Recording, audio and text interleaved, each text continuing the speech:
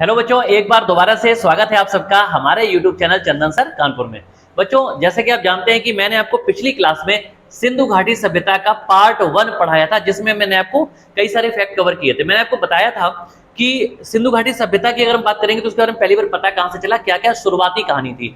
तो आज हम इसके बचे हुए फैक्ट को कवर करने वाले हैं, तो ध्यान से देखें और मेरे साथ बने रहिएगा इस पूरी क्लास में, जिससे कि आज हम ये टॉपिक को कवर कर पाएंगे, पूरा कंप्लीट कर पाएंगे। ठीक है बच्चों, चलो तो देखते हैं हमने अच्छा पिछली क्लास में जो पढ़ा था, एक बार मैं जल्दी से 2 मिनट में रिकैप कर देता हूं।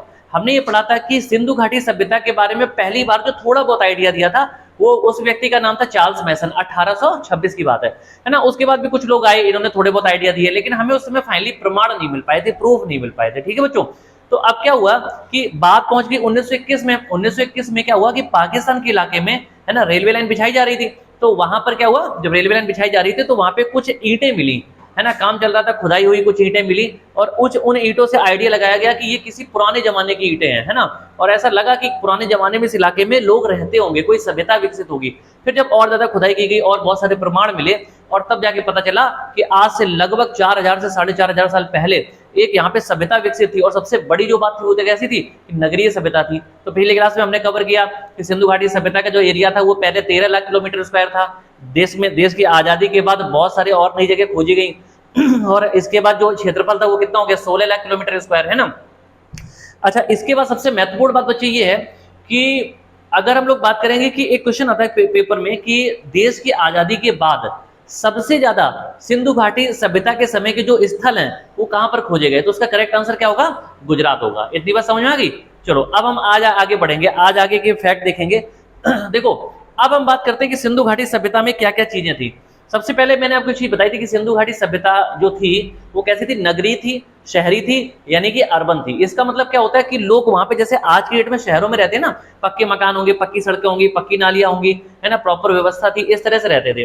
तो अब यहाँ पे एक क्वेश्चन क्या क्या है कि देखो, सिंधु घाटी सभ्यता में जितने भी घर थे सबके घरों के दरवाजे किधर खुलते थे, मुख्य सड़क की ओर नहीं खुलते थे बल्कि पीछे की तरफ खुलते थे। बात समझ आ रही है। सिंधु घाटी सभ्यता में जितने भी जगह थी सबके जो घरों के दरवाजे थे कहां खुलते थे, मुख्य सड़क की ओर, मेन रोड की ओर नहीं खुलते थे, अंदर की तरफ खुलते थे, पीछे की तरफ खुलते थे। ठीक है, एक ही ऐसी जगह थी जहां के दरवाजे मेन सड़क की ओर यानी कि मुख्य सड़क की ओर खुलते थे। ठीक है, और उस जगह का नाम बच्चे क्या था, उस जगह का नाम था लोथल।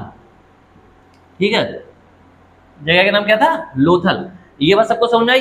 अच्छा, अब देखो कुछ और फैक्ट, पहले तो मैं आपको लोथल के बारे में थोड़े से और आइडिया दे दूं। अच्छा, अगर आ जाता कि घोड़े के अवशेष कहां से मिले, तो पेपर में क्वेश्चन आता है कि सिंधु घाटी सभ्यता की बात करेंगे तो घोड़े के अवशेष यानी कि अस्थि पंजर कहां से मिले, तो लोथल से और कालीबंगन से मिले। कालीबंगन, है ना। और यहां से क्या मिले, दोनों जगह से घोड़े के अवशेष, घोड़े के, ठीक है, अवशेष। अच्छा, अवशेष का मतलब क्या होता है कि अस्थि पंजर, है ना, फॉसिल। अब लोथल नाम की जो जगह बच्चे वो कहां पे है, तो ये आपकी गुजरात में है। और कालीबंगन कहां पे है, तो कालीबंगन जो आपकी है ये आपकी है राजस्थान में। अच्छा, कभी कभी पूछा जाता है कि जो कालीबंगन शब्द है इसका मतलब क्या है, तो कालीबंगन जो बच्चे शब्द है इसका मतलब होता है काले रंग की जोड़ियां, है ना, काले रंग की जोड़ियां। तो ये इसका अर्थ हो गया। ये पेपर में इस तरह के छोटे छोटे क्वेश्चन पूछे जाते हैं। तो इस, अच्छा, घोड़े का अवशेष हमें ये पता चला कि उस जमाने में लोग घोड़े को यूज करते होंगे, है ना, यानी कि घोड़े को अपने लिए, अपने उपयोग के लिए पालते थे। तो ये यहां से हमें पता चल गया। चलो आगे बढ़ते हैं। अच्छा, इसके अलावा बच्चे और देखो, अगर एक क्वेश्चन आता है पेपर में कि यहां पे हम देख लेते हैं कि एक मनके बनाने के कारखाने कहां से मिले। मनके क्या होता है अभी बता रहा हूं, मनके के कारखाने, कारखाने होता है मतलब फैक्ट्री। ठीक है, तो मनके बनाने के कारखाने कहां से मिले। अब देखो, मनके जो है ना ये क्या होता है, आप लोगों ने अगर पीके मूवी देखी होगी, आमिर खान वाली, है ना, पीके, तो पीके मूवी में देखा होगा कि वो एक एलियन होता है, बाहर से आता है दूसरे ग्रह से, और उसने एक गले में माला सी पहनी होती है। अच्छा, वो उसकी जो माला होती है वो गिर जाती, कहीं खो जाती है, चोरी हो जाती है। तो इस वजह से क्या होता है, वो वापस अपने ग्रह नहीं जा पाता है। और एक जो साधु होता है, एक बाबा होता है ना, उसको हाथ लग जाता है और वो अपने पास रख लेता है। तो वहां पे मन का वर्ड यूज किया गया, है ना। तो मनके का मतलब होता है आभूषण से, आभूषण। और इसके अलावा हम कह सकते हैं गले में पहनने वाला कोई जो पेंडल या पेंडेंट टाइप का होता है ना, वो हम कह सकते हैं। तो एक आभूषण की बात हो रही है। ठीक है, तो मनके बनाने के जो कारखाने थे, है ना, वो आपको एक तो लोथल से मिले, है ना, इसके जो प्रमाण थे लोथल से, और दूसरी जगह थी चनहुदड़ों, चनहुदड़ों। ठीक है, चनहुदड़ो ये बच्चे कहाँ पड़ता है? देखो लोथल मैं पहले बता चुका कहाँ पे है, गुजरात में। चनहुदड़ो जो है ये पाकिस्तान के इलाके में है। पाकिस्तान का एक राज्य है, एक प्रांत है, कौन सा? बलूचिस्तान। तो बलूचिस्तान के ऊपर थोड़ा सा जाएंगे अगर तो हम देखेंगे वहां पे क्या है, चनहुदड़ो, ये पाकिस्तान के इलाके में आता है इस समय। तो लोथल और चनहुदड़ो से मनके बनाने के कारखाने मिले। इससे ये पता चला कि पुराने जमाने में लोग आभूषण का यूज करते थे। इतनी बात क्लियर होगी सबको? चलो फिर आगे बढ़ते हैं। अब देखते हैं इसके बाद अगला है, फिर अगर हम लोग बात करेंगे कि जैसे खेती के प्रमाण कहां से मिले, तो देखो अगर हम बात करेंगे खेती के प्रमाण, तो एक तो खेती, ठीक है, खेती के प्रमाण, और दूसरा है नक्काशीदार ईंटें, नक्काशीदार ईंटें, ठीक है। अच्छा, खेती और नक्काशीदार ईंटों की बात करेंगे तो ये बच्चे हमें कालीबंगन से इसके प्रमाण मिले, कालीबंगन से, ठीक है। कालीबंगन कहाँ पड़ता है? मैंने अभी पहले ही बताया था कहाँ पड़ता है, राजस्थान में, ठीक है। कालीबंगन कहाँ पे? राजस्थान में। तो सब लोग बात समझ आई? खेती के जो प्रमाण है और नक्काशीदार ईंटों के जो प्रमाण है ये कहाँ से मिले? कालीबंगन से मिले। कालीबंगन राजस्थान में है, और कालीबंगन का अर्थ क्या होता है? काले रंग की चूड़ियां। मैं बार बार रिपीट कर रहा हूं, ध्यान रखेंगे, ठीक है। चलो, तो खेती, अच्छा इससे क्या पता चला कि पुराने जमाने में लोग, नक्काशीदार ईंटें क्या होती है? जिन ईंटों पे नक्काशी यानी कि डिजाइन बनी हो, है ना, तो ऐसी ईंटें यूज करते थे, और खेती होती थी। अच्छा, इससे हमें ये पता चला कि पुराने जमाने में लोग क्या करते थे? खेती भी करते थे। इतनी बात सबको समझा गई?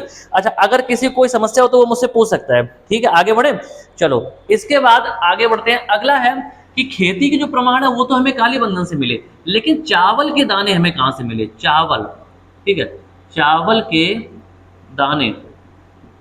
इतनी बात समझ आई? देखो खेती के प्रमाण कालीबंगन से मिले, लेकिन चावल के दाने जो है ये कहां से मिले? तो चावल के दाने बच्चे मिले हमें लोथल से, और लोथल कहां पे है? तो ये गुजरात में है, ठीक है। अच्छा, चावल के दाने से पता चला कि चावल की जो खेती है वो लोथल के एरिया में की जाती होगी। ये बात सबको समझ आ गई? ठीक है। अच्छा, अब क्या है कि उस टाइम पे, है ना, पूरी सिंधु घाटी सभ्यता की अगर बात करेंगे, पूरी सिंधु घाटी सभ्यता की, ठीक है, तो सबसे बड़ा जो नगर है ना, वो कौन सा है? मोहनजोदड़ो, मोहनजोदड़ो। अच्छा, इसका जो नाम है अगर आप ध्यान से देखेंगे तो मोहनजोदड़ो जो नाम है ये अपने आप में काफी बड़ा है ना।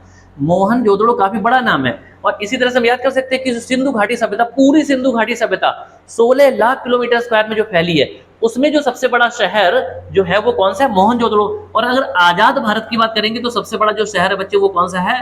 तो वो है राखीगढ़ी, ठीक है। कौन सा है? राखीगढ़ी। और राखीगढ़ी कहाँ पे है? तो हरियाणा में। चलो मैं थोड़े और फैक्ट बता देता हूँ। देखो मोहनजोदड़ो जो है ना, ये किस नदी के किनारे पता है? मोहनजोदड़ो बच्चे जो है ये सिंधु नदी के किनारे स्थित है, ठीक है। किस नदी किनारे? सिंधु नदी किनारे। और हड़प्पा जो है वो किस नदी किनारे है? रावी नदी के तट पे, ठीक है। ये बात समझ आ रही है? तो ये किसके? सिंधु नदी के किनारे। राखीगढ़ी की बात करेंगे तो ये हरियाणा में पड़ता है, और ये घग्गर नदी किनारे। घग्गर नदी जो है ये नया नाम है किसका? सरस्वती नदी का। पुराने जमाने में इसको सरस्वती नदी कहते थे, अब इसको क्या कहते हैं? ठीक है, घग्गर नदी, ठीक है। तो राखीगढ़ी। अच्छा, पूरी सिंधु घाटी सभ्यता में जो सबसे बड़ा शहर है वो कौन सा? मोहनजोदड़ो।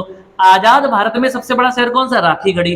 अच्छा, क्योंकि पाकिस्तान का इलाका जो है आजादी के बाद अलग हो गया, और मोहनजोदड़ो इस टाइम कहां पड़ता है? तो वो पड़ता है पाकिस्तान के इलाके में। बात समझ आ रही है? फिर देखो मैंने क्या बताया, मैंने बताया कि अगर हम पूरी सिंधु घाटी सभ्यता की बात करेंगे तो सबसे बड़ा शहर कौन सा है? मोहनजोदड़ो। आजाद भारत का सबसे बड़ा शहर कौन सा है? राखीगढ़ी, जो कि हरियाणा पड़ता है। राखीगढ़ी घग्गर नदी के किनारे है, घग्गर नदी का पुराना नाम सरस्वती नदी है, ठीक है। मोहनजोदड़ो जो है ये किस नदी के किनारे? सिंधु नदी के किनारे है, और कहां पे है? तो पाकिस्तान के इलाके में। किसी बच्चे को कोई समस्या तो बता दो। अच्छा, अब मोहनजोदड़ो जो है बच्चे, इसका इस शब्द का जो मतलब होता है वो होता है मृतकों का टीला, है ना, यानी कि माउंट ऑफ डेड, है ना। इसका मतलब जैसे बहुत सारे लोग मर जाते, दब जाते, और एक ही जगह पे ऐसे ढेर लग गया, तो ये कुछ बोला गया। तो क्या बोला गया? मृतकों का टीला। किसका अर्थ है? मोहनजोदड़ो का। अच्छा, और मोहनजोदड़ो ही वह जगह है जहां से सबसे पहले मतलब बहुत बड़े बड़े क्या मिले? विशाल, ठीक है, स्नानागार, है ना, और इसके अलावा अन्नागार। सब लोग ये ध्यान रखेंगे, ठीक है। तो मोहनजोदड़ो से क्या मिले? विशाल स्नानागार मिले, और क्या मिले? अन्नागार मिले, विशाल अन्नागार, ठीक है। देखो विशाल स्नानागार और विशाल ही अन्नागार, ठीक है। इसका क्या मतलब होता है? अन्नागार मतलब बच्चे वो होता है जैसे हम कह सकते हैं अनाज के भंडार, है ना। अन्नागार का मतलब क्या होता है? अनाज के भंडार। ऐसी जगह जहां पे बहुत बड़ी संख्या में, बहुत बड़ी मात्रा में क्या किया जाता है, अनाज को स्टोर किया जाता है, एकत्रित किया जाता है, भंडारित किया जाता है, ठीक है। तो अन्नागार हो गया। अच्छा, और स्नानागार का मतलब क्या होता है कि वो जगह जहां पर क्या होता है, लोग नहाने के लिए जाते हैं। तो देखो, जैसे आपने देखा होगा किसी धार्मिक जगह पे जाएंगे तो वहां पे कुंड होते हैं, ऐसे किनारे से सीढ़ियां होती हैं, बीच में पानी भरा होता है, ठीक है। तो ये क्या होता है, स्नानागार होता है। वहां पे भी स्नानागार थे। अच्छा, इन स्नानागार का यूज डेली में नहीं किया जाता था। जब कोई बड़े आयोजन होते थे, कोई धार्मिक आयोजन है, बड़े आयोजन है ना, तो उस समय क्या किया जाता था, इनका इस्तेमाल किया जाता था, है ना। और ये बहुत बड़े साइज के, पूरी सिंधु घाटी सभ्यता में जो सबसे बड़ी इमारत मिली है ना, ये सबसे बड़ी जो कलाकृति है वो क्या है, वो यही स्नानागार ही है ना। और ये कहाँ पे है, मोहनजोदड़ो में मिले। ये बात मुझे लग रहा है सारे बच्चों को समझ में आ गई होगी, ठीक है। अच्छा, इसके बाद आगे बढ़ते हैं। अब एक क्वेश्चन है बच्चे कि पेपर पूछा जाता है कि यहाँ पे देखिए, ध्यान देखो, इंसान जब मर जाता है ना, आपको पता है इंसान जब मर जाता है तो क्या होता है कि दो ही कंडीशन होती है, या तो उसको जलाया जाएगा या उसको दफनाया जाएगा, है ना। तो यहाँ पे देख लेते हैं कि या तो उसको क्या किया जाएगा, ठीक है, जलाना यानी कि जलाया जाएगा, ठीक है, या फिर दफनाना, दो ही कंडीशन तो होंगी। तो पेपर में क्वेश्चन पूछा जाता है कि वो कौन सी जगह थी, वो कौन सा शहर था जहां पर लोगों को मरने के बाद दफनाया जाता था, और एक पूछा जाता है कहाँ पे, कौन से शहर में लोगों को क्या किया जाता था, जलाया जाता था।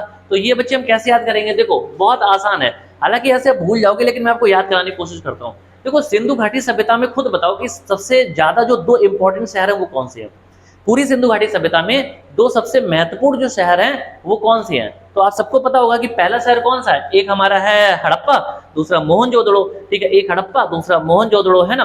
अच्छा, अब हम याद कैसे करेंगे, देखो एक बात बताओ, मोहनजोदड़ो जो शब्द है, ध्यान समझना मेरी बात, ठीक है। मोहनजोदड़ो जो शब्द है उसमें नाम में क्या आया, मोहन आया।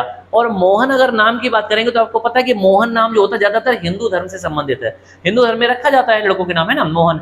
अच्छा, अब क्या है कि हिंदू धर्म की बात करें, और हिंदू धर्म में लोगों क्या करते हैं, जलाते हैं या दफनाते हैं। तो आपको पता है क्या करते हैं, जलाते हैं। तो इसका मतलब जो जलाने की प्रक्रिया थी, प्रोसेस था, या जो जहां पे जलाए जाते थे वो थे कहाँ पे, मोहन जोदड़ो में, ठीक है, मोहन जोदड़ो में, है ना। और अब जब बचा क्या, दफनाना। और मोहन जोदड़ो के अलावा दूसरा प्रमुख शहर कौन था, हड़प्पा।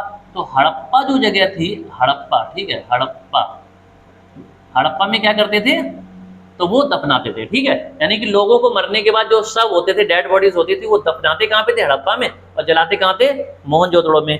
इतनी बात सबको समझ आ गई, कोई समस्या हो तो बताओ। चलो आगे देखते हैं। अच्छा, आपने देखा होगा एक स्वास्तिक चिन्ह होता है। स्वास्तिक चिन्ह क्या होता है, अगर मैं आपको दिखाऊं तो ऐसे करके, है ना, और इस तरह से, इस तरह का चिन्ह, ठीक है, स्वास्तिक, इसको क्या बोलते हैं, स्वास्तिक चिन्ह। स्वास्तिक चिन्ह जो है वो किसकी देन है, तो पेपर में पूछा जाता है कि स्वास्तिक चिन्ह किसकी देन है। स्वास्तिक चिन्ह बच्चे जो है ना, वो सिंधु घाटी सभ्यता की देन है, हड़प्पा सभ्यता की देन है। कई बार पूछा, इसका मतलब ये होता है कि अच्छा, इसको अब लोग आम भाषा में कोई लोग सतिया भी बोलते हैं, या हो सकता है कुछ और भी बोलते हो। तो स्वास्तिक जो चिन्ह होता है ना, ये हम लोग अभी आज की डेट की बात करेंगे तो जो हिंदू धर्म की बात करेंगे तो जो पूजा पाठ होते हैं ना, उसमें इसको शुभ माना जाता है। तो पहली बार जो स्वास्तिक चिन्ह हमें मिला था वो कहाँ पे मिला था, है ना, यहीं पे मिला था, हड़प्पा सभ्यता में। हड़प्पा सभ्यता यानी कि सिंधु घाटी सभ्यता की जब खुदाई हुई तो ये बहुत सारी जगह इन्हीं में से हमें प्राप्त हुआ था। ये बात सबको समझ आ गई, ठीक है। अच्छा, इसके बाद आगे बढ़ते हैं। अगला बच्चे क्या है कि सिंधु घाटी सभ्यता की अगर हम लोग बात करेंगे, ठीक है, तो यहाँ पे क्या है कि अगर हम भाषा की बात करते हैं, है ना, तो सिंधु घाटी सभ्यता की जो भाषा थी, है ना, वो कैसी थी। भाषा की बात मतलब लिपि, वहां की अगर बात करेंगे तो भाव चित्रात्मक थी, ठीक है। सिंधु घाटी सभ्यता की जो लिपि थी, ये क्या चीज है, लिपि है, लिपि, है ना, लिपि है। लिपि कैसी थी, भाव चित्रात्मक थी। ये इसका मतलब क्या होता है कि अच्छा, सिंधु घाटी सभ्यता की लिपि को पढ़ा नहीं जा सका, ये ध्यान रखेंगे, है ना। यानी कि जो भी उन्होंने लिखा वो हम पढ़ नहीं पाए, हमें नहीं पता तो उसमें क्या लिखा था। अब देखो ध्यान समझना, हुआ क्या कि सिंधु घाटी सभ्यता की लिपि कैसी थी, भाव चित्रात्मक थी, है ना। अच्छा, अब यहाँ पे अगर हम बात करेंगे कि ये किस काल में रखी गई है, तो ये बच्चे रखी गई है आद्य ऐतिहासिक काल में, आद्य, ठीक है, ऐतिहासिक काल, ठीक है। अच्छा, और इसके अलावा यहां पे मैं लिख देता हूं कांस्य युग। अब इसका मैं मतलब बताता हूं, ठीक है। पहले तो काफी बच्चों को अभी समझ में नहीं आया होगा, मैं अभी बताता हूं उसका मतलब क्या है। देखो सबसे पहले समझेंगे, देखो पूरी जो हिस्ट्री है यानी कि इतिहास है, इसको 3 भागों में बांटा गया, ठीक है। इतिहास को कितने भागों में बांटा गया है, 3 भागों में बांटा गया है। अब वो कौन कौन सी है तो मैं सबको बता देता हूँ। देखो पहला बच्चे है अगर हम पहले की बात करेंगे तो वो है आपका प्रागैतिहासिक काल। पहला कौन सा है? प्रागैतिहासिक काल। अच्छा, प्रागैतिहासिक काल का मतलब होता है कि वह समय है ना जहां पर ना तो हमें कुछ लिखा हुआ मिला और ना ही हम उसे पढ़ पाए। बात समझ ना, किसी हम लैंग्वेज की, लिपि की, भाषा की बात कर रहे हैं, है ना। तो प्रागैतिहासिक काल कौन सा होता है कि वो टाइम, इंसान का वो टाइम जहां पर ना तो हमें कुछ लिखित में प्रमाण मिले, ना ही कुछ लिखा हुआ मिला और ना ही हम पढ़ पाए।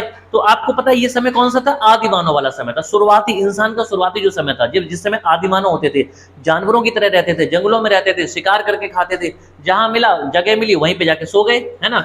तो ये जो टाइम था इसको प्रागैतिहासिक काल कहा जाता है। फिर इसके बाद दूसरा समय आया आदि ऐतिहासिक काल। आदि ऐतिहासिक काल उस समय को बच्चे कहते हैं, है ना, जहां पर क्या हुआ, लिखित में प्रमाण तो मिले, हमें कोई भाषा, कोई लिपि लिखी हुई तो मिली, लेकिन हम उसको पढ़ नहीं पाए। जैसे सिंधु घाटी सभ्यता, यहाँ पे हमें लिखा हुआ तो मिला, है ना, लेकिन हम उसको पढ़ नहीं पाए, हमें नहीं पता चला भाई क्या लिखा। हम भाई जब हमें उनकी लैंग्वेज आती नहीं है, उनकी भाषा, उनकी संस्कृति, उनकी लिपि नहीं पता है, तो और वो लोग बचे भी नहीं। भाई हम लोग तो आज की डेट में, वो लोग कभी हुए थे उस जमाने में, है ना, और उसके बाद क्या हुआ, बाद में मर गए, है ना। जब धीरे धीरे करके 1700, 1600, 1500 बीसी का टाइम आया, तब तक सिंधु घाटी सभ्यता पूरी तरह से खत्म हो चुकी थी। बात समझना। तो कोई जिंदा बचा नहीं, जब बचा नहीं तो हमें बताएगा कौन? कोई बताने वाला बचा नहीं। बात समझना। तो वो कौन सा हो गया? आदि ऐतिहासिक काल हो गया। तीसरा बच्चे टाइम होता है ऐतिहासिक काल। ऐतिहासिक काल का मतलब होता है वह समय जहां पर लिखित में प्रमाण मिले और उनको पढ़ा भी जा सका। जैसे एक एग्जाम्पल है, मैंने कहा कि जो कलिंग का युद्ध हुआ था, है ना, सम्राट अशोक वाला, वो 261 ईसा पूर्व में हुआ था, 261 बीसी में हुआ था। तो ये हमें कैसे पता? क्योंकि कहीं पे लिखा हुआ था कि 261 बीसी में हुआ है ना, और हमने उसको पढ़ भी लिया उस लैंग्वेज को, तो वो ऐतिहासिक काल हो गया। अच्छा, अब धातुओं के आधार पर देखेंगे तो 3 भागों में बांटा गया। कैसे? जो प्रागैतिहासिक काल था, आदि मानव वाला, उस समय इंसान ने सबसे पहले, मतलब या आदि मानव वाला या उसकी बात का हम कह सकते हैं, तो वो जो समय था, उस समय सबसे पहले जो पहली जो धातु थी वो कौन सी थी? वो थी तांबा। इंसान ने सबसे पहले तांबा यानी कि कॉपर यूज किया। आदि ऐतिहासिक काल की बात करेंगे तो यहाँ पे कौन सी थी? कांस्य युग बोला गया इसको, यानी कि कांस्य युग। अच्छा, वो आपका ताम्र युग था, ताम्र मतलब तांबे का युग। ये कौन सा था? कांस्य युग। अच्छा, कांसा जो है ना, ये आपको पता है तांबे और टिन से मिला के बनाया जाता, तांबे और टिन से मिला के बनाया जाता, और कांस को इंग्लिश में ब्रॉन्ज बोलते हैं, ठीक है। तो ये कौन सा था? कांस्य युग था। और ऐतिहासिक काल जो आया, उस समय लोहे की खोज हो गई, तो उसको लौह युग कहा गया। बात समझे? यानी कि सिंधु घाटी सभ्यता की बात करेंगे तो ये आद्य ऐतिहासिक काल था, यानी ऐसा समय जहां पर लिखित में प्रमाण मिले लेकिन हम उनको पढ़ नहीं पाए, है ना। और दूसरा कांस्य युग था। अगर धातुओं के हिसाब से बात करेंगे तो यहाँ पे कांसा जो है ना, या ब्रॉन्ज जो होता है, वो धातु यूज की जाती थी। ये बात सबको समझ आ गई? अच्छा, एक अच्छा क्वेश्चन है कि जो सिंधु घाटी सभ्यता की लिपि थी, सिंधु घाटी सभ्यता की जो लिपि थी, उसमें अक्षरों की संख्या कितनी थी? तो ये बच्चे लगभग में, ठीक है, लगभग में, ठीक है, अक्षरों की संख्या थी 400। सिंधु घाटी सभ्यता की जो लिपि थी उसमें अक्षरों की संख्या कितनी थी? लगभग 400 थी। ये बात आप ध्यान रखेंगे, ठीक है। चलो आगे बढ़े। अच्छा, अब अगला क्वेश्चन है, मैंने अभी आपको बताया था कि जैसे जो स्वास्तिक चिन्ह है ना, वो हमें कहां से मिला? सिंधु घाटी सभ्यता से मिला स्वास्तिक चिन्ह, है ना। लेकिन एक बात बताओ कि अच्छा, उस समय क्या पूजा पाठ था? क्वेश्चन ये है कि क्या सिंधु घाटी सभ्यता के समय लोग पूजा पाठ करते थे, देवी देवताओं को मानते थे, ईश्वर को मानते थे? तो करेक्ट आंसर है हाँ, मानते थे, है ना। उस समय सबसे ज्यादा जो प्रसिद्ध और सबसे ज्यादा लोकप्रिय देवता थे, उनका नाम था पशुपति, ठीक है। जो सबसे लोकप्रिय देवता थे उनका नाम क्या था? उनका नाम था पशुपति। अच्छा, उस समय जो हमें प्रमाण मिले वो पशुपति के नाम से मिले, बात समझ ना, है ना। हो सकता है या जो हमें चीजें मिली हैं उस हिसाब से मैं आइडिया लगा कि पशुपति नाम के कोई देवता थे, उनको मानते थे। लेकिन अगर धीरे से अगर इसको आज की डेट में रिलेट करें, है ना, तो आप जानते हैं कि पशुपति अगर हम बोलेंगे तो हमें ऐसा लग रहा है कि शायद ये शिव जी थे। तो हो सकता है वो शिव भक्त रहे हो, शिव जी की पूजा करते हो उस जमाने में, ये बात ध्यान रखना, ठीक है। अच्छा, अब एक क्वेश्चन है कि क्या, चूंकि पूजा करते थे, धार्मिक चीजें थी, देवी देवताओं को मानते थे, तो क्या उस जमाने में मंदिर थे? तो करेक्ट आंसर है कि कोई भी मंदिर के प्रमाण नहीं मिले हैं, है ना। उस समय मंदिर नहीं होते थे। लोग क्या करते थे कि मतलब ऐसे ही मूर्तियां रख के, या हम कह सकते हैं मूर्ति तो खैर बनती थी, मूर्तियां रखते थे, या नेचुरली जो चीजें, जो प्राकृतिक चीजें होती है उनकी पूजा करते थे, है ना। जैसे आंधी है, कहीं बारिश हो गई, कभी कुछ हो गया, तो इस तरह की नेचुरल घटनाएं होती हैं, उनकी पूजा करते थे, ठीक है। तो मंदिरों के प्रमाण नहीं मिले। क्योंकि पता है बच्चे आपको कि देश में, हमारा पूरे देश में, भारत में पहली बार जो मंदिर बना था, है ना, वो कब बना था? तो बच्चे वो गुप्त काल में बना था, है ना। देश में जो पहला मंदिर है वो कब बना था? गुप्त काल में बना था। और गुप्त काल के जो गुप्त वंश के जो संस्थापक थे उनका नाम था श्रीगुप्त, है ना। तो ऐसा कहा जाता है कि श्रीगुप्त ने पहला मंदिर बनवाया था। भारत में जो पहला मंदिर है वो गुप्त वंश के संस्थापक श्रीगुप्त ने बनवाया था। कब? गुप्त काल में। और अगर हम गुप्त काल की बात करेंगे तो बच्चे गुप्त वंश का जो टाइम था ना लगभग 300 एडी का टाइम था, क्योंकि 300 बीसी के टाइम पे कौन थे? चंद्रगुप्त मौर्य थे। और 300 एडी की बात करेंगे तो उस समय चंद्रगुप्त विक्रमादित्य का लगभग टाइम था, हम कह सकते हैं। तो मतलब ये 300 पौने 300 एडी ईस्वी का जो टाइम था वो कौन सा था? गुप्त काल का टाइम था। बात समझ में आ रही है? तो इसका मतलब देश में पहला जो मंदिर बना वो गुप्त काल में बना था, है ना। तो हड़प्पा सभ्यता में किसी भी मंदिर के प्रमाण हमें नहीं मिलते हैं। ये बात सबको समझ में आ गई? चलो आगे बढ़ते हैं। इसके बाद बच्चे उस समय लोग क्या करते थे? घरों को बनाने के लिए ग्रीड पद्धति अपनाते थे। ठीक है, क्या अपनाते थे? ग्रीड पद्धति। घरों को बनाने के लिए ग्रीड पद्धति अपनाते थे, या घरों के विन्यास के लिए। इसका मतलब क्या होता है? देखो, इसका मतलब होता है कि जैसे भाई देखो गर्मी भी तो यार बहुत है ना, गर्मी बहुत ज्यादा है। ठीक है, कोई बात नहीं, क्लास को तो पूरा करेंगे, बढ़िया तरीके से गर्मी चलती रहती है। अच्छा, आजकल देखा होगा बच्चे मौसम में थोड़ा सा क्या हो रहा है? उमस हो रही है ना, ह्यूमिडिटी हो रही है, तो उसकी वजह से थोड़ा रहता है, बाकी तो चलता रहता है। अच्छा चलो कोई बात नहीं। तो ये ग्रीड पद्धति क्या होती है? जैसे आपको मैं बताऊं, जब आप लोग देखा होगा आजकल घर बनवाते हैं तो उसमें बच्चे क्या होता है कि हमने देखा कि भाई यहाँ पे हमारा बेडरूम होना चाहिए, यहाँ पे गेस्ट रूम होना चाहिए, यहाँ पे डाइनिंग रूम होना चाहिए, यहाँ पे किचन होना चाहिए, है ना, यहाँ पे टॉयलेट होना चाहिए, यहाँ पे गार्डन होना चाहिए। तो इस तरह से घर में एक मैपिंग, एक यानी कि जो नक्शा होता है उसके थ्रू मकान बनवाए जाते हैं ना। तो इसी तरह से पुराने जमाने में भी एक कोई प्रोसेस रहा होगा, तो उसको ग्रीड पद्धति कहा गया कि घरों की जो नाप तौल है या कहाँ पे क्या बनेगा, तो वो इस पद्धति, इस प्रोसेस थ्रू बनवाया जाता था। तो उसका नाम क्या? ग्रीड पद्धति। तो कुल मिला के पेपर क्वेश्चन पूछा जाता है कि घरों के विन्यास के लिए किस पद्धति का यूज किया जाता था, तो आंसर क्या होगा? ग्रीड पद्धति का। ये बात सबको समझ आ गई? अच्छा, अब बच्चे क्या करते थे कि जो माप तौल की इकाई थी उस जमाने में, ठीक है, माप तौल की जो इकाई थी वो 16 के अनुपात में थी। ठीक है, 16 के अनुपात में। माप तौल की इकाई से क्या मतलब है? देखो 16 के अनुपात से क्या मतलब है? जैसे आज की डेट में अगर आप मार्केट जाओ, है ना, आपने कहा कि भाई मुझे कुछ खरीदना है, तो जब आपको तौल के दिया जाएगा, माप के दिया जाएगा, तो देखा होगा कि कैसे रहता है, जैसे मतलब बांट नहीं होती जिससे कोई चीज तौली जाती है। तो देखा होगा जैसे 10 ग्राम का होगा, फिर 20 ग्राम का, फिर 50 ग्राम का, फिर 100 ग्राम का, फिर 200 ग्राम, फिर 200 ग्राम का 500 ग्राम यानी कि आधा किलो, फिर 1 किलो, फिर 2 किलो, फिर 5 किलो, 10 किलो, 20 किलो, 20 के बाद 30-40 किलो की तो होते नहीं है, फिर 50 किलो, इस तरह से बढ़ता है। उस जमाने में क्या होता था कि माप तौल की जो इकाई थी वो 16 के अनुपात में थी। इसका मतलब क्या होता है कि मान लो अगर एक बार 16 ग्राम का है तो दूसरा कितने का होगा? 32 ग्राम का, फिर उसका 48 ग्राम का, फिर 64 ग्राम का, इस तरह से चलता था, है ना। 16 दूना 32, फिर 16 तिया 48, 16 चौको 64, तो 16 के अंतर पे होता था। बात समझ आ रही है? इस तरह से रहती थी। तो जो माप तौल की जो इकाई है वो कैसे होती थी? 16 के अनुपात में होती थी। ये बात बच्चों सबको समझ में आ गई? अच्छा, अब देखो क्या हुआ कि और मैं थोड़ा सा आपको बताता हूँ, बढ़िया से समझ में आ रहा है? देखो जितने भी फैक्ट है सिंधु घाटी सभ्यता के सारे मैं आपको बताता जा रहा हूँ, और ये सब क्या याद करने पड़ेंगे आगे। देखो इसके बाद अगला है, फिर क्या हुआ बच्चे कि सिंधु घाटी सभ्यता की जब खुदाई हुई तो वहां पे हमें एक कांस्य की मूर्ति मिली। ठीक है, कांस्य मतलब क्या होता है? ब्रॉन्ज, है ना। कांस्य की मूर्ति मिली, और ये मूर्ति किसकी थी बच्चे? तो नर्तकी की थी। नर्तकी क्या होते हैं? एक महिला डांसर, है ना, मतलब जो होती है नर्तकी, कोई डांसर थी, महिला थी। ठीक है, तो नर्तकी। इससे क्या पता चला? अच्छा, कांस्य, एक नर्तकी की मूर्ति मिली जो कि कांस्य की बनी हुई थी, ब्रॉन्ज की बनी हुई थी। इससे ये पता चला कि उस जमाने में जो लोग थे, बात समझ ना, उस जमाने में जो लोग थे वो नाच गाने के शौकीन थे, नाच गाने के, यानी कि वो मनोरंजन के लिए क्या करते थे? हो सकता है नर्तकी वगैरह होती होंगी। जैसे देखा होगा कभी कभी जो बड़े बड़े राजा महाराजा होते थे दरबार में, उनके नर्तकी होती थी, है ना, तो बोलते थे चलो भाई नृत्य पेश किया जाए, प्रस्तुत किया जाए, है ना, ऐसे करके। जैसे आजकल हम लोग क्या करते हैं कि जैसे अगर हमारा मन कर रहा है तो हनी सिंह के गाने लगा दिए, बादशाह के गाने लगा दिए, नेहा कक्कड़ के गाने लगा दिए, है ना, या किसी का हमने डांस देख लिया। तो उस जमाने में ऐसा तो होता था, म्यूजिक था नहीं, टेक्नोलॉजी थी नहीं, तो क्या करते थे? इस तरह से लोग अपना मनोरंजन करते थे। अच्छा, इसके अलावा क्या करते थे कि अगर हम बात करेंगे खाने पीने के लिए क्या करते थे, तो ये लोग क्या करते थे कि शिकार करते थे, है ना, मछली पालन करते थे, है ना, इस तरह की जो चीजें होती थी। और खेती वेती थोड़ी बहुत शुरू हो चुकी थी, मैं बता ही चुका था, है ना, ये सब काम किया जाता था उस समय, किसके लिए? पेट भरने के लिए। अच्छा, और अगर ऐसा क्वेश्चन आ जाए कि सिंधु घाटी सभ्यता के लोगों का मुख्य व्यवसाय क्या था, यानी कि काम धंधा क्या करते थे, तो देखो सब लोग बहुत ध्यान रखना, सिंधु घाटी सभ्यता एक नगरीय सभ्यता थी, शहरी सभ्यता थी। और आपको पता है शहरों में खेती कम होती है, सबसे ज्यादा शहरों में क्या होता है? व्यापार होता है। तो इसलिए सिंधु घाटी सभ्यता के लोगों, है ना, का जो मुख्य व्यवसाय था, मुख्य जो काम था, व्यवसाय था हम कह सकते हैं, वो क्या था? व्यापार था, है ना। सिंधु घाटी सभ्यता के लोगों का मुख्य व्यवसाय क्या था? व्यापार था। तो ये ध्यान रखेंगे, खेती ना कर देना, गलत हो जाएगा। ठीक है बच्चे, आगे बात समझ आ गई? चलो फिर आगे बढ़ते हैं। तो कांस्य की एक मूर्ति मिली जो कि किसकी थी, नर्तकी की, तो इससे पता चला कि उस जमाने में लोग नाच गाने के शौकीन थे। अच्छा, इसके अलावा है ना मिट्टी की बनी हुई, ठीक है, मिट्टी की बनी, है ना, स्त्रियों की क्या मिली, मूर्ति मिली, स्त्री, महिला, स्त्री की मूर्ति।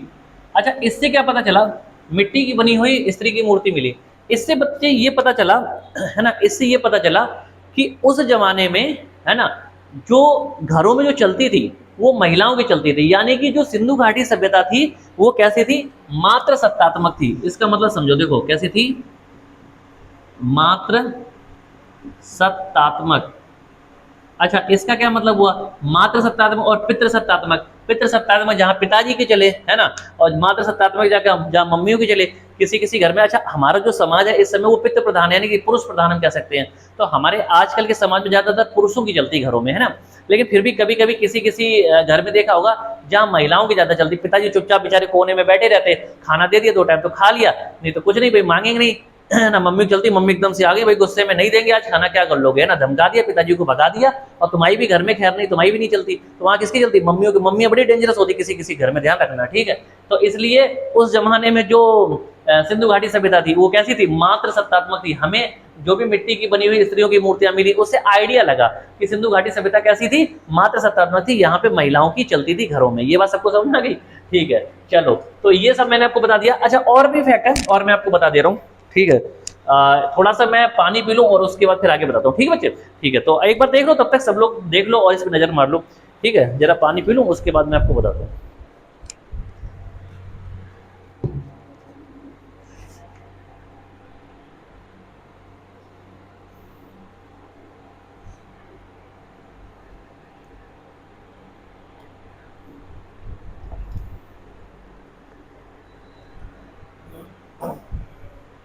चलो जी, अब आगे बढ़ते हैं। इसके बाद बच्चे अगला है कि एक विद्वान थे, है ना, एक विद्वान थे और उनका नाम था व्हीलर, ठीक है। एक विद्वान थे, उनका नाम था व्हीलर, है ना। तो व्हीलर ने क्या कहा था, व्हीलर ने सिंधु घाटी सभ्यता को सुमेरियन सभ्यता का अंग कहा था, सुमेरियन, ठीक है, सुमेरियन सभ्यता। अब इसका क्या मतलब समझो, देखो सब लोग ध्यान देंगे। एक विदेशी विद्वान थे, उनका नाम बच्चे क्या था, उनका नाम था व्हीलर। एक विदेशी विद्वान, उनका नाम क्या था, व्हीलर नाम था, ठीक है। उन्होंने कहा था कि जो सिंधु घाटी सभ्यता है वो सुमेरियन सभ्यता का अंग है, सुमेरियन सभ्यता का हिस्सा है, बात समझना। अच्छा, ऐसा क्यों कहा, क्योंकि एक सिंधु घाटी सभ्यता की जब ये चल रही थी, है ना, खुदाई चल रही थी, तो वहां पे एक शब्द मिला और उसका नाम था मेलुहा। मेलुहा, है ना, एक शब्द मिला, इसका नाम क्या था, मेलुहा। हालांकि सिंधु घाटी सभ्यता जो थी उसकी जो लिपि थी वो पढ़ी नहीं जा सकी, है ना, लेकिन एक शब्द मिला और इस शब्द को विदेशी भाषाओं से रिलेट किया गया, तो पता चला कि ऐसा शब्द हमें कहीं और भी मिला। अच्छा, कहाँ मिला, तो ये जो मेलुहा शब्द है ना, ये सुमेरियन सभ्यता में भी ऐसा ऐसा शब्द देखने को मिला। तो इससे पता चला कि जो मेलुहा शब्द है इसका संबंध सुमेरियन सभ्यता से है। अब सिंधु घाटी सभ्यता में अगर ये शब्द मिला है तो ऐसा माना जाता है कि सिंधु घाटी सभ्यता का संबंध सुमेरियन सभ्यता से रहा हो। अब सुमेरियन सभ्यता का मतलब क्या है मैं बताता हूँ। देखो, बात क्या है बच्चे की, पूरी दुनिया में 6 सभ्यताएं सबसे पुरानी मानी जाती हैं, ठीक है। सभ्यता से मतलब है कि वो टाइम जब इंसान ने पूरी दुनिया में, है ना, पहली बार व्यवस्थित तरीके से रहना शुरू किया। भाई पुराने जमाने में क्या हुआ, जब इंसान का जन्म हुआ तो इंसान क्या है, जानवरों की तरह रहता था, आदिमानव वाली शैली, जिनको आदिमानव कहते हैं ना। अब आदिमानव जब थोड़ा विकसित हुआ तब उसने क्या किया कि व्यवस्थित तरीके से रहना शुरू किया। अच्छा, पूरी दुनिया में 6 ऐसी जगह थी जहां पे व्यवस्थित तरीके से रहना शुरू किया, इसीलिए पूरी दुनिया में सबसे पुरानी 6 सभ्यताएं मानी जाती हैं। जैसे एक एग्जाम्पल के तौर पर अगर मैं आपको बताऊं तो जैसे मिस्र की सभ्यता है ना, जैसे चीन की सभ्यता है, जैसे यूनान की सभ्यता है। तो इस तरह से ये कुछ सभ्यताओं की मैं बात कर रहा हूँ। इसी तरह से एक सभ्यता है जिसे उसी में से हमारी सिंधु घाटी सभ्यता भी है, और एक सभ्यता है जिसको मेसोपोटामिया की सभ्यता कहते हैं, मेसोपोटामिया। और ये शब्द बच्चों आप लोगों ने सुना होगा कभी ना कभी, स्कूल कॉलेज में जब आप पढ़े होंगे तो आपने मेसोपोटामिया नाम सुना होगा। मेसोपोटामिया की सभ्यता, मेसोपोटामिया बच्चे क्या चीज है, मेसोपोटामिया इराक का पुराना नाम है, ठीक है। किसका नाम है, इराक का। आपने सुना होगा कि अगर हम भारत की बात करेंगे तो भारत के लेफ्ट में जाएंगे थोड़ा सा तो बगल में पाकिस्तान है, उसके बगल में अफगानिस्तान है, उसके बगल में ईरान है, ईरान के बाद में क्या है, इराक है, और इराक की जो राजधानी है वो क्या है, बगदाद है, ठीक है। तो इराक जो देश है सब लोग जानते होंगे, नाम सुना होगा। इराक का पुराना नाम क्या है? इराक का पुराना नाम है मेसोपोटामिया, और मेसोपोटामिया का ही एक हिस्सा था जिसको सुमेरियन कहा गया है, और वहां पर जो सभ्यता विकसित हुई उसे सुमेरियन सभ्यता कहा गया है। और ऐसा कहा गया है कि ये बात ऐसा नहीं कि पक्की थी, ये ऐसा था ही, क्योंकि ये सारी बातें अनुमानित थी। तो व्हीलर नाम के विद्वान जो थे, इनका मानना था, इनको ऐसा लगा कि जो हड़प्पा सभ्यता है उसका संबंध सुमेरियन सभ्यता, और सुमेरियन सभ्यता का संबंध मेसोपोटामिक सभ्यता से, और मेसोपोटामिया इराक का पुराना नाम है। ये बात सबको क्लियर हो गई? ठीक है। अच्छा, इसके बाद एक विद्वान थे, इनका नाम था पिगट। क्या नाम था भाई? एक विद्वान थे, इनका नाम था पिगट। इन्होंने क्या कहा? इन्होंने कहा कि जो हड़प्पा और मोहनजोदड़ो है ना, दो शहर, क्योंकि सिंधु घाटी सभ्यता में सबसे प्रमुख शहर यही थे, तो उन्होंने कहा हड़प्पा और मोहनजोदड़ो जो है ये एक विस्तृत का मतलब होता है बहुत बड़ा, विस्तृत साम्राज्य है ना, कि जुड़वा राजधानी है, जुड़वा राजधानी। ठीक है, इसका क्या मतलब हुआ? देखो पेपर क्वेश्चन पूछा जाता है कि पिगट ने कौन सा स्टेटमेंट दिया था। तो पिगट ने कहा था कि जो हड़प्पा और मोहनजोदड़ो है वो एक विस्तृत साम्राज्य की कैसी जुड़वा राजधानी है। ये कभी कभी ऐसे पूछ दिया जाता कि विस्तृत साम्राज्य की जुड़वा राजधानी किसे कहा जाता है, तो हड़प्पा और मोहनजोदड़ो को कहा जाता है। किसने कहा था? तो पिगट नाम के विद्वान ने कहा था। ये बात सब बच्चों को समझ में आ गई? अच्छा, अगर किसी बच्चे को कोई समस्या हो, जरा सी भी समस्या हो, थोड़ी सी भी, तो वो मुझे तुरंत बता सकता है। ठीक है बच्चे, अगर किसी बच्चे को कोई दिक्कत हो तो वो मुझे तुरंत बता सकता है। ठीक है, आगे बढ़े। अच्छा, अब देखो इसके बाद अगला जो फैक्ट है वो मैं आपको बताता हूँ। देखो यहाँ पे मैंने कहीं लिखा था क्या, कि जो सिंधु घाटी सभ्यता की लिपि थी वो कैसी थी? भाव चित्रात्मक। ये देखो लिखा है, सिंधु घाटी सभ्यता की जो लिपि थी वो कैसी थी?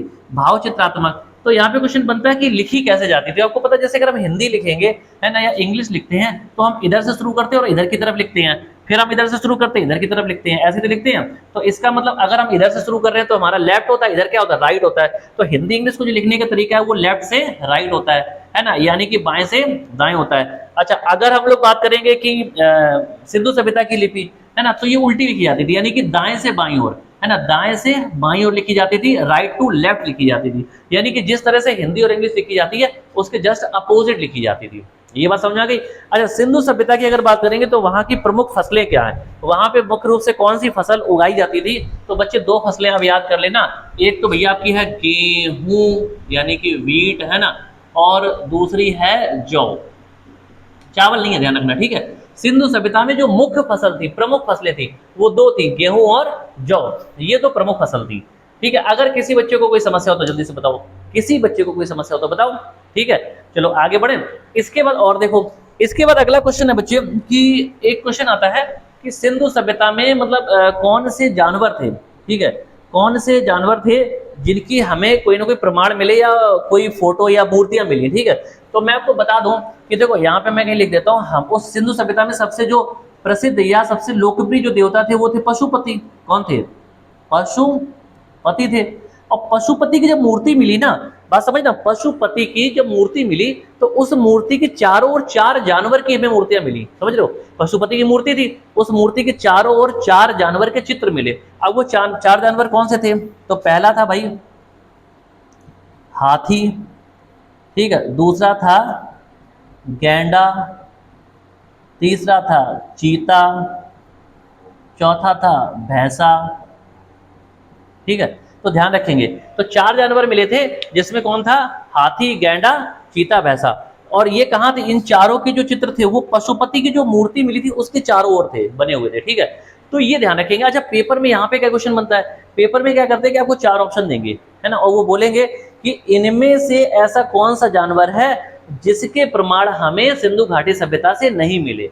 ठीक है, तो वहां पे आप ध्यान रखना, इन चारों के अलावा जो दिया होगा वही नहीं मिले। और ज्यादातर मैंने देखा कि यहाँ पे आपको चार ऑप्शन में एक वो अलग से क्या जोड़ते हैं? गाय को जोड़ देते हैं। ठीक है, तो वहां पे अच्छा गाय के प्रमाण नहीं मिले, सिंधु घाटी सभ्यता में गाय का जिक्र नहीं मिला है, ये ध्यान रखेंगे। ठीक है, तो वहां पे क्या करेंगे? जैसे हाथी, गैंडा, चीता, गाय, चार ऑप्शन दे दिए, भैंसे को हटा के क्या कर दिया? गाय कर दी। और गाय जो है बड़ा पवित्र मानी गई कहाँ पे, वैदिक सभ्यता में। लेकिन हम लोग बात किसकी कर रहे हैं, सिंधु घाटी सभ्यता की। तो इसलिए सभी बच्चे ध्यान रखेंगे कि ये 4 जानवरों के जो नाम है वो याद कर लेना, नहीं बाद में भाई कंफ्यूजन हो जाएगा तो भाई दिक्कत हो जाएगी। सब लोग ध्यान रखना, ठीक है भाई। अगर किसी बच्चे को कोई समस्या हो तो बता दो। चलो आगे बढ़े फिर, ठीक है। एक क्वेश्चन मिला कि अगला एक क्वेश्चन था कि अग्निकुंड के प्रमाण कहाँ से मिले, ठीक है। यहाँ पे देखो कहीं मैं लिख दे रहा हूँ, थोड़ी सी जगह कम है, चलो मैं इसको हटा ही दे रहा हूँ, है ना। हालांकि मैं सोच रहा था काम चल जाए, ठीक है। देखो अग्निकुंड के प्रमाण कहाँ से मिले, यहाँ पे लिख देता हूँ। अग्निकुंड, ठीक है। अग्निकुंड के प्रमाण कहाँ से मिले, तो ये बच्चे लोथल से मिले, लोथल, और इसके अलावा काली बंगन, ठीक है। लोथल जो है वो गुजरात में पड़ता है और कालीबंगन कहाँ पड़ता है, तो ये आपका पड़ता है बच्चे राजस्थान में, है ना। और इन दोनों शहरों से हमें क्या मिले, अग्निकुंड के प्रमाण मिले। अच्छा इसका क्या मतलब है, अग्निकुंड क्या होता है, देखो जब हवन वगैरह किए जाते हैं ना, तो हवन पूजन में एक अग्निकुंड बनाया जाता है जिसमें आहुति दी जाती है ना, हवन किया जाता है। तो अच्छा अग्निकुंड के प्रमाण से क्या पता चला, इससे ये आइडिया लगा कि उस समय जो लोग थे वो धार्मिक जो क्रियाकलाप होते हैं, है ना, धार्मिक जो चीजें होती हैं, यानी कि पूजा पाठ होती है, वो सब किया करते थे। अग्निकुंड के प्रमाण से मतलब है कि उस जमाने में लोग हवन पूजन किया करते थे। जैसे आज की डेट में देखा ना कि हम लोग क्या करते हैं कि हवन पूजन करते ही नहीं करते, तो उसी तरह से उस जमाने में भी हवन पूजन किया जाता था, ठीक है। किसी कोई समस्या हो तो बताओ। चलो फिर आगे बढ़ते हैं। अगला बच्चे अब क्या पॉइंट है, देखो उस ऐसे कभी कभी क्वेश्चन पूछ देते हैं कि मिठास के लिए क्या करते थे, सिंधु घाटी सभ्यता के जो लोग थे वो मिठास के लिए क्या करते थे। तो मिठास के लिए क्या चीज यूज करते थे, क्या खाते थे, तो मिठास के लिए शहद का यूज करते थे। किसका, शहद का, यानी कि हनी का, है ना। सिंधु घाटी सभ्यता के जो लोग थे वो मिठास के लिए शहद का यूज करते थे, है ना। इतनी बात समझ आ गई। अच्छा आगे बढ़ते हैं। इसके बाद एक क्वेश्चन पूछा जाता है कि उर्वरता की देवी किसे कहा जाता था, ठीक है। उर्वरता, उर्वरता क्या होता है, मतलब उपजाऊ, उपजाऊ, फर्टिलाइजेशन।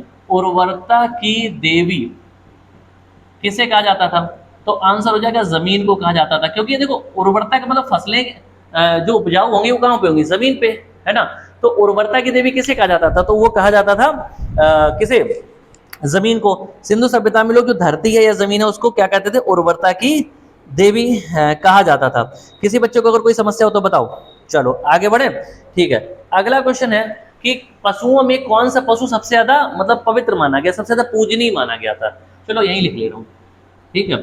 पशुओं में ऐसा कौन सा पशु था जो सबसे ज्यादा कैसा पूजनीय माना गया, तो यहाँ पे आपको बताते हैं सबसे ज्यादा पूजनीय जो पशु था बच्चे, ठीक है, सबसे ज्यादा जो पूजनीय पशु था वो था एक कुबड़ वाला, कुबड़ वाला,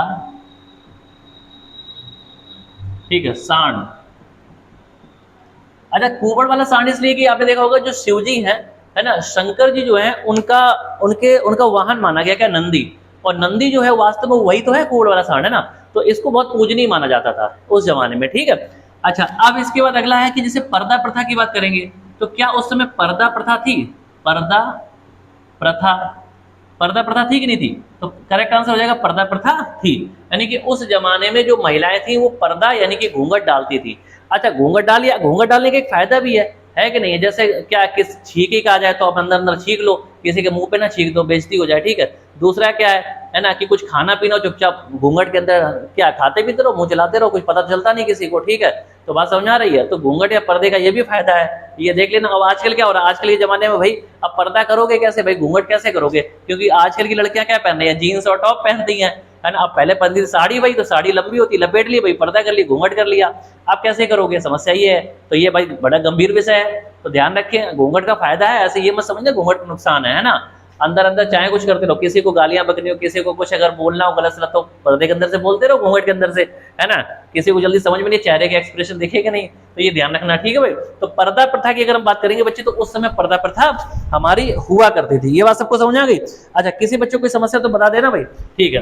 अच्छा उस जमाने में जो बर्तन होते थे, बर्तनों की अगर बात करेंगे तो बर्तन जिस मिट्टी से बनाए जाते थे उस मिट्टी को टेराकोटा कहा जाता था, ठीक है।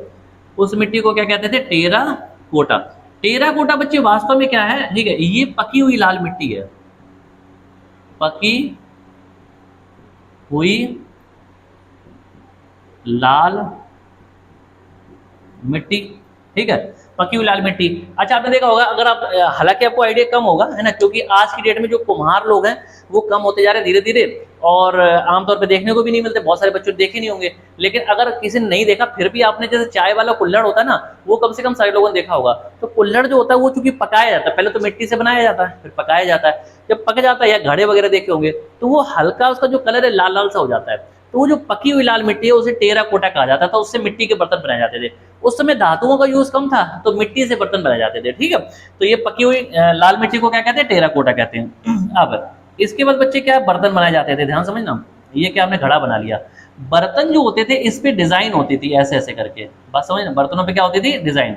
अब बात समझना, तो क्वेश्चन आता है कि जो बर्तन बनाए जाते थे उस जमाने में वो किस कलर के होते थे। तो बर्तनों का रंग बच्चे होता था लाल, बर्तनों का रंग कैसा होता था, लाल, है ना। और बर्तनों पर जो डिजाइन की जाती थी निचले हिस्से में तो वो होती थी काले रंग से, काली। तो ये क्वेश्चन बहुत पूछा जाता है कि सिंधु घाटी सभ्यता में जो बर्तन होते थे उन पे जो डिजाइन की जाती थी वो किस रंग की होती थी। और बच्चे क्या करते, कंफ्यूजन में गलत कर देते हैं, वो कर देते लाल, जबकि जो बर्तन होता था उसका रंग लाल होता था, लेकिन उसमें जो डिजाइन बनाई जाती थी वो काले रंग से बनाई जाती थी, ठीक है। तो डिजाइन कैसे रंग से होती थी, काले रंग से। ये बात सबको समझ आ गई, ठीक है। तो यहाँ तक अगर किसी बच्चे को समस्या हो तो बताओ। देखो जितने भी मैंने यहाँ पे फैक्ट लिखे हैं, है ना, मतलब मुझे लग रहा है कि सिंधु घाटी सभ्यता से जितने भी क्वेश्चन बन सकते हैं वो सारे के सारे फैक्ट मैं आपसे डिस्कस कर रहा हूँ, ठीक है, सारे फैक्ट मैं आपसे डिस्कस कर रहा हूँ, है ना। अगर किसी बच्चे को कोई समस्या हो तो मुझे कमेंट करके आप लोग बता देना, ठीक है, कमेंट करके बता देना, उसका जो आंसर है मैं आप लोगों को तुरंत बता दूंगा, ठीक है बच्चे। चलो फिर आगे बढ़े। अच्छा इसके बाद क्या है, एक दो फैक्ट और है वो और बता देता हूँ। देखो जैसे सिंधु घाटी सभ्यता में जो प्रसिद्ध क्या था, बंदरगाह था, बंदरगाह। अच्छा बंदरगाह जो शब्द है ना, बंदरगाह का मतलब होता है, अगर इसको हम दूसरे नाम से जानेंगे तो हिंदी में इसका एक और नाम है, वो है पत्तन। क्या होता है, पत्तन। और इंग्लिश में इसको सी पोर्ट बोलते हैं। क्या बोलते हैं, सी पोर्ट, यानी कि एक ऐसी जगह जहां से समुद्र से जो शिप या जहाज होते हैं वो आके खड़े होते हैं समुद्र के तट पे, किनारे पे, ठीक है। तो उसको बंदरगाह, पत्तन या सी पोर्ट बोलते हैं। तो सिंधु घाटी सभ्यता का जो प्रमुख बंदरगाह था वो बच्चे क्या था, तो वो लोथल था। लोथल गुजरात में पड़ता है ना, तो गुजरात में जो लोथल नाम का शहर था वो सिंधु घाटी सभ्यता का क्या था, प्रमुख बंदरगाह था। अच्छा इसके बाद जितने भी क्वेश्चन लगभग मैंने डिस्कस कर लिए, एक क्वेश्चन लास्ट है वो कर लेता हूँ। वो ये है कि सिंधु घाटी सभ्यता की समाप्त होने के, खत्म होने के क्या कारण थे, सिंधु घाटी सभ्यता खत्म क्यों हुई। तो इसका कारण था बच्चे बाढ़, बाढ़ यानी कि फ्लड, है ना। ऐसा माना जाता है कि उस समय पूरी की पूरे लोग जो है अच्छे से घर मकान सारी चीजें बना के रहते थे, है ना, इतने व्यवस्थित तरीके से रह रहे थे, सारी चीजों को यूज कर रहे थे, और अचानक से, अच्छा अब आज की डेट में तो आबादी इतनी है ना, अगर कहीं कोई घटना हो जाती है तो हमें पता चल जाता है, ये टेक्नोलॉजी है, टेक्नोलॉजी के माध्यम से तुरंत पता चल जाता है। पहले क्या होता था, इतनी बड़ी दुनिया है ना, अलग अलग छोटे छोटे हिस्सों में लोग रहते थे, जैसे यहाँ रह रहे फिर पता चला 1000, 2000, 5000 किलोमीटर में कोई रह ही नहीं रहा है ना, फिर थोड़े से लोग रह रहे। तो इसलिए क्या होता है कि अगर कहीं पे कोई मरा जाए, दब जाए, कुचल जाए, कुछ भी हो जाए तो आइडिया नहीं लगता था, पता नहीं चलता था कि क्या हुआ है। तो वही हो रहा था कि सिंधु घाटी सभ्यता में जो लोग रहते थे तो वहां पे ऐसा माना जाता है कि बाढ़ आई, है ना, और भयंकर बाढ़ थी। बाढ़ में क्या हुआ कि वो लोग सब दब गए, कुछ मतलब बह गए, मर गए, और सिंधु घाटी सभ्यता पूरी दफन हो गई हमेशा के लिए, है ना। तो सारी चीजें खत्म हो गई। और उसके बाद क्या हुआ कि जब सब खत्म हो गई, बाद में जाके, यानी कि सिंधु घाटी सभ्यता का जो खत्म होने का टाइम है ना, ये लगभग 1600-1700 बीसी का टाइम माना जाता है, ठीक है, 1600-1700 बीसी का टाइम माना जाता है, बात समझना, है ना। और इसकी जो खोज है वो 1921 में हुई है, बात समझ आ रही है। यानी कि 1921 से मतलब है कि लगभग 1900 या 2000 साल ये हो गए, है ना, और उधर पे 1500 साल, यानी कि 3500 साल पहले, आज से 3500 साल पहले ऐसी कोई बाढ़ आई होगी तो सारे लोग मर गए और ये पूरी सभ्यता खत्म हो गई, जिसके बारे में, और ये एक बहुत बड़ा रहस्य कह सकते बन के रह गया। क्यों, क्योंकि अगर सिंधु घाटी सभ्यता की लिपि को पढ़ा जा सकता तो शायद हमें चीजें और ज्यादा क्लियर हो जाती, लेकिन पढ़ा नहीं जा सका, जो प्रमाण मिले उससे आइडिया लगाए गए हैं, ठीक है बच्चे। तो ये थी आपकी सिंधु घाटी सभ्यता। आज की क्लास में मैंने इसको पूरा खत्म कर दिया है। सिंधु घाटी सभ्यता 2 पार्ट बनाई है, पार्ट 1 आपने पहले देख लिया होगा, ये पार्ट 2 था। सिंधु घाटी सभ्यता का पूरा टॉपिक खत्म हो गया, ठीक है। यूपी SSSC पैड के लिए मैं आपको जबरदस्त तरीके से सारी क्लासेस पढ़ा रहा हूँ, बात समझ आ रही है। तो ये टॉपिक आपका खत्म हो गया। अब सिलेबस आप देख लेना उठा के, सरकारी जो सिलेबस आया वो देख लेना, सिलेबस के अकॉर्डिंग जो अगला टॉपिक वो मैं आपको पढ़ाऊंगा ही। तो बिल्कुल फ्री ऑफ कॉस्ट सारी की सारी क्लासेस आपको मिलेंगी, ठीक है, हमारे यूट्यूब चैनल चंदन सर कानपुर पे, बिल्कुल फ्री ऑफ कॉस्ट, ठीक है। पूरा सिलेबस पढ़ाएंगे, पूरा कोर्स, ठीक है बच्चे। तो इसी तरह से जुड़े रहे हमारे साथ। और अगर आप चाहो, आपको क्लासेस अच्छी लग रही है, थोड़ी सी हमारी हेल्प कर देना कि आप क्या करना कि जितने भी आपके जानने वाले हैं ना, उनको चैनल का लिंक शेयर कर देना, लाइक कर देना, शेयर कर देना, सब्सक्राइब कर देना, है ना। बस इतनी हेल्प कर देना और आपसे कुछ नहीं चाहिए, ठीक है। पूरा पूरा कोर्स आपको पढ़ा ही रहे। तो इसी तरह से जुड़े रहे हमारे साथ, हमारे यूट्यूब चैनल चंदन सर कानपुर पर। नमस्कार बच्चों, जय हिंद, थैंक यू।